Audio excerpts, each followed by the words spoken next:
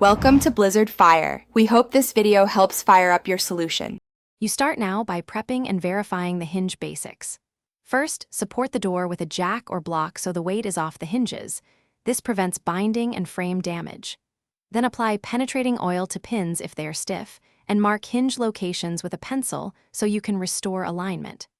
Remove the bottom pin first when possible, then the middle or top. You're beginning the separation step so you can access screws and check worn parts.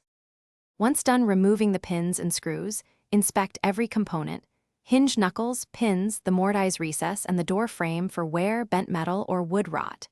If screws are stripped, install longer #10 or #12 screws into the jamb for greater bite.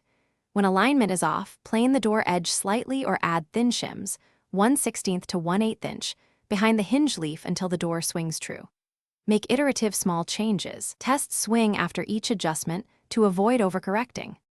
You finish by reinstalling hinges flush to the door and jamb, tightening screws in a consistent pattern so nothing shifts. Insert cleaned or new pins and cycle the door 10 to 15 times. Listen for rubbing and watch the latch engage. Make sure the gap is even from top to bottom.